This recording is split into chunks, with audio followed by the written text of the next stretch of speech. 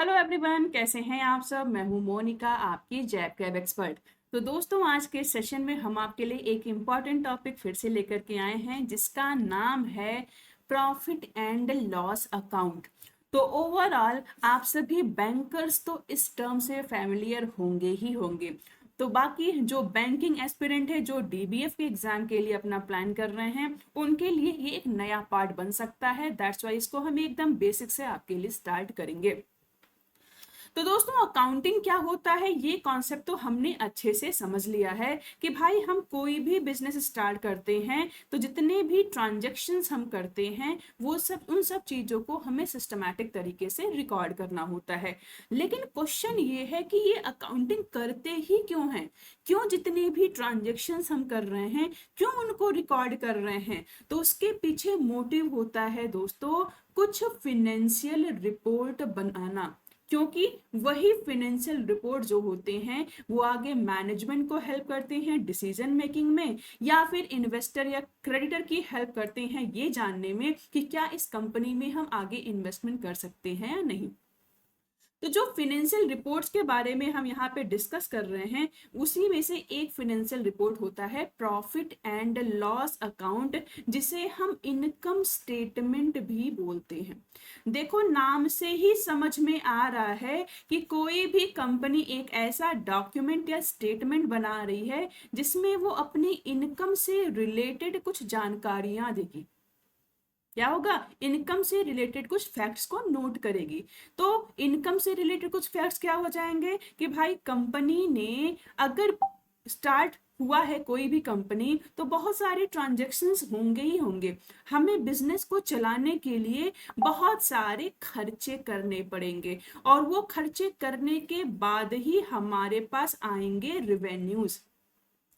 तो ये जो स्टेटमेंट हम बना रहे हैं इसमें हम अपने एक्सपेंसेस और रिवेन्यू को नोट करते हैं, ये जानने के लिए कि ओवरऑल जो भी खर्चा हमने किया है या उस पे जो भी इनकम आई है उससे हम प्रॉफिट में हैं आज के डेट में या लॉस के डेट में हैं। तो एक पूरे साल अकाउंटिंग किया जाता है और अकाउंटिंग पीरियड के एंड में यानी जब 31 मार्च आ जाए तब कंपनियां क्या करती हैं, अपने एक्सपेंसेस और रेवेन्यू को कंपेयर करती हैं। वो ये देखते हैं कि भाई उन्होंने जितना खर्चा किया है अब रिवेन्यू एक्सपेंसेस से ज्यादा है या फिर एक्सपेंसेस रिवेन्यू से ज्यादा है या फिर दोनों इक्वल है। क्योंकि पहला केस अगर देखने को मिलेगा इसका मतलब कंपनी प्रॉफिट में है और हर कोई यही चाहता है कि जितना खर्चा कर रहा है उससे ज्यादा रिवेन्यू है। अगर दूसरी कंडीशन देखने को मिलेगी इसका मतलब क्या है कि हम लॉसेस में हैं क्योंकि हमने जितना खर्चा किया है उससे कम हमारे पास रिवेन्यू आया है। और वहीं तीसरी कंडीशन अगर देखने को मिली कि जितना खर्चा किया उतना रिवेन्यू आया, इसका मतलब ना ही प्रॉफिट में है ना ही लॉस में है, इसको हम बोलते हैं ब्रेक इवन पॉइंट। तो ये हमें पता कब चलेगा, जब हमने एक साल में जितना भी एक्सपेंसेस किया है या उस पर जितना भी रिवेन्यू आया है ये हम प्रॉपर तरीके से रिकॉर्ड करें। ठीक, तो एक चीज हमें पता चल गई। अब दूसरी बात ध्यान आपको ये देना है दोस्तों कि यहाँ पे जो एक्सपेंसेस या रेवेन्यू हम नोट करते हैं वो इन डायरेक्ट नेचर के होते हैं। कैसे होते हैं, इन डायरेक्ट नेचर के। अब इनडायरेक्ट का मतलब क्या है, वो खर्चे या वो इनकम जो कि हमारे कोर बिजनेस से रिलेटेड नहीं होते हैं।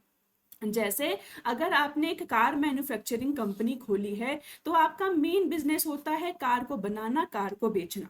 तो कार को बनाने में जो खर्चा हुआ उसको हम डायरेक्ट एक्सपेंस बोलेंगे और कार को बेच के जो हमारे पास रिवेन्यू आया उसे हम डायरेक्ट रिवेन्यू बोलते हैं। और ये दोनों हम नोट करते हैं कहाँ पे, ट्रेडिंग अकाउंट में। ध्यान दीजिएगा, ये चीजों दोनों चीजें जो हम नोट करते हैं ये नोट होता है हमारे ट्रेडिंग अकाउंट में। और ट्रेडिंग अकाउंट हमेशा प्रॉफिट एंड लॉस अकाउंट बनाने से पहले बनाया जाता है। तो जब भी हम अकाउंटिंग प्रोसेस करते हैं तो हम क्या करते हैं, स्टेप बाय स्टेप आगे बढ़ते हैं, स्टेप बाय स्टेप आगे बढ़ते हैं। तो सबसे पहले होगा क्या कि यहाँ पे हम बनाते हैं लेजर बुक्स। सबसे पहले अकाउंटिंग प्रोसेस में क्या करेंगे, जनरल बुक्स बनाएंगे, उसके बाद लेजर अकाउंट्स बनाएंगे, उसके बाद ट्रायल बैलेंस बनाएंगे एंड उसके बाद ट्रेडिंग अकाउंट बनाएंगे एंड ट्रेडिंग अकाउंट बनाने के बाद ही फिर हम लास्ट में बनाते हैं profit and loss loss account.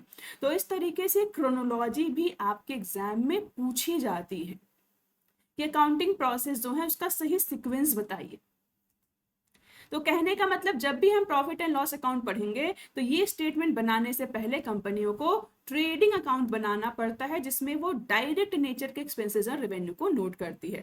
अब सोचो कार बनाने में जो खर्चा हुआ, बेचने में जो रेवेन्यू आया वो तो डायरेक्ट नेचर के हो गए, लेकिन अब कार बनाने में बहुत सारे और एक्सपेंसेस करने पड़ते हैं। जैसे कार जहां बनाया वहां पे साफ सफाई का खर्चा होगा, बिजली का बिल आएगा, पानी का खर्चा आएगा, ठीक है। उसके बाद फिर अगर आपने रेंट पे वो एरिया लिया हुआ है तो रेंट का पेमेंट आप करोगे, ठीक है। स्टेशनरी का खर्चा करोगे, कुछ आपने लेबर रख लिया है उनको उनको पेमेंट दोगे। तो ये सारे जो इनडायरेक्ट नेचर के खर्चे होते हैं, सपोर्टिंग खर्चे, सपोर्टिंग नेचर के जो कार बनाने में और बेचने में हेल्प करेंगे, वो इनडायरेक्ट नेचर के खर्चे होते हैं एंड वही हम प्रॉफिट एंड लॉस अकाउंट में नोट करते हैं।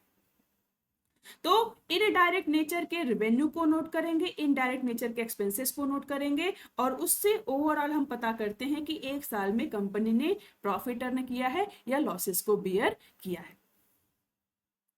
क्यों बनाया जाता है, मेन रीजन इसका क्या है कि एक साल में किसी भी बिजनेस का ग्रोथ कैसा रहा, किसी भी बिजनेस में हमने प्रॉफिट अर्न किया है या लॉस अर्न किया है। कैसे करेंगे ये हमने स्टार्टिंग में पढ़ लिया कि भाई एक्सपेंसेस और रेवेन्यू को कंपेयर करेंगे।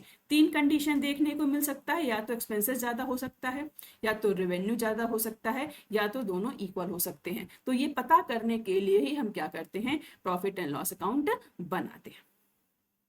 दूसरा मेन फीचर हमने ये भी बना दिया कि प्रॉफिट एंड लॉस अकाउंट बनाने के लिए ट्रेडिंग अकाउंट बनाना पड़ता है, जहां पे ट्रेडिंग अकाउंट में हम ग्रॉस प्रॉफिट या ग्रॉस लॉसेस को नोट करते हैं। एक बड़ा पॉइंट है, याद कीजिएगा।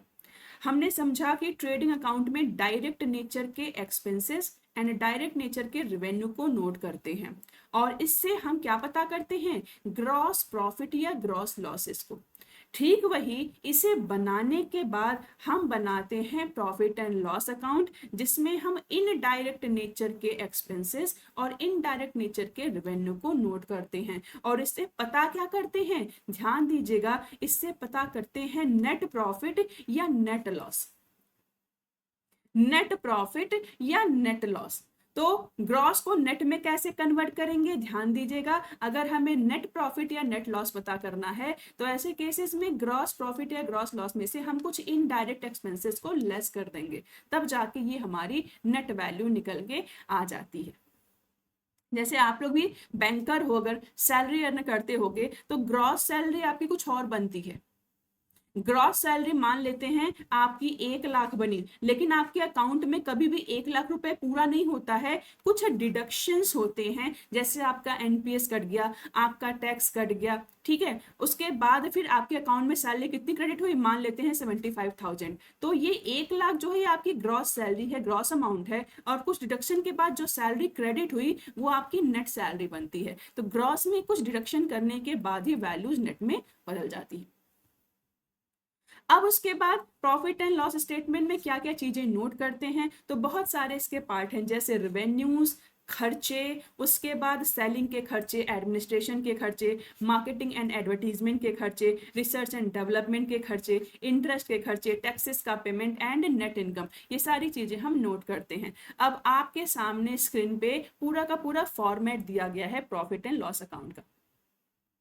किसी भी ईयर के एंड में हमने इसको नोट किया एंड उसके बाद देखो दो साइड बना हुआ है, एक डेबिट साइड, डेबिट साइड मतलब जितने भी एक्सपेंसेस हमने किए हैं इनडायरेक्ट नेचर के वो नोट करेंगे, एंड इस साइड हमारा क्रेडिट नेचर के खर्चे होंगे, यानी क्रेडिट साइड नोट करेंगे, यानी कि हमारे इनडायरेक्ट नेचर के जितने रेवेन्यू आएंगे ये हम नोट करेंगे। अब ध्यान दीजिएगा, अगर हमने ट्रेडिंग अकाउंट में लॉसेस बियर किया है तो उसको हम यहाँ पे नोट कर देंगे प्रॉफिट एंड लॉस अकाउंट में। वहीं अगर हमें प्रॉफिट हुआ था ट्रेडिंग अकाउंट में तो उस प्रॉफिट को हम इधर नोट कर देंगे। क्यों? केवल बैलेंस करने के लिए। और उसके बाद ध्यान से देखो, जितने भी खर्चे हैं, लोगों को सैलरी दिया, रेंट का पेमेंट किया, लाइटिंग का खर्चा, स्टेशनरी का खर्चा, इंश्योरेंस प्रीमियम, पोस्टेज एक्सपेंसेस, ये सारे इनडायरेक्ट नेचर के खर्चे हैं जो एक तरफ हम नोट करेंगे डेबिट साइड में। और इधर साइड देखोगे सारे कंपनी के पास रेवेन्यू आए हैं, वो भी इनडायरेक्ट नेचर के, कमीशन से आया, ड्राइंग पे मिलने वाला इंटरेस्ट, इन्वेस्टमेंट पे मिलने वाला इंटरेस्ट, डिस्काउंट रिसीव हुआ, ठीक है, एसेट को बेच दिया, उससे जो पैसा मिला, ये सब हमारे इनडायरेक्ट नेचर के खर्चे हैं। एंड लास्ट में जब आप देखोगे तो ये दोनों वैल्यू को हमेशा हमें बैलेंस करना पड़ता है। तो इस तरीके से ये हमारा प्रॉफिट एंड लॉस अकाउंट होता है। तो दोस्तों, जब आप एएफएम पढ़ते हो तो आपको ऑनेस्टली बताऊं, ये जो 4 पेपर आपको देना है जीआईबी या डीबीएफ के प्रिपरेशन में, तो सबसे टफ आपका अकाउंटिंग ही होता है। बट अकाउंटिंग वाला पार्ट बहुत ही इंटरेस्टिंग है।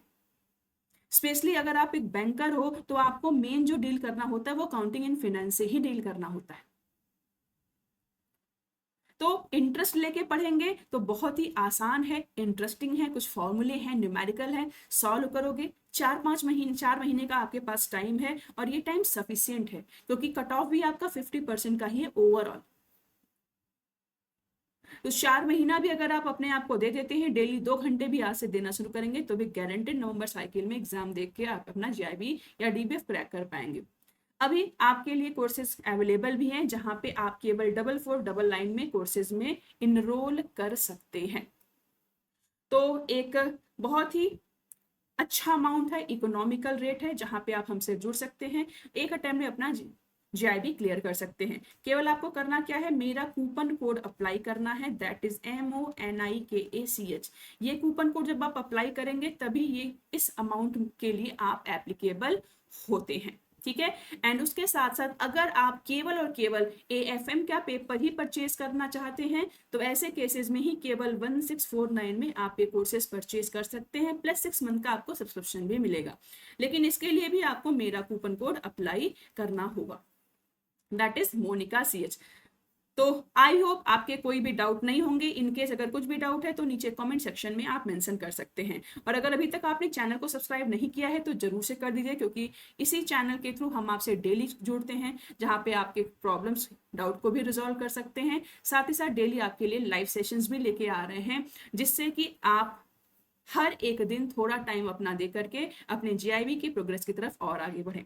ये हमारी ऑफिशियल टेलीग्राम ग्रुप की आईडी है, आप सभी लोग इससे कनेक्ट भी हो जाइएगा।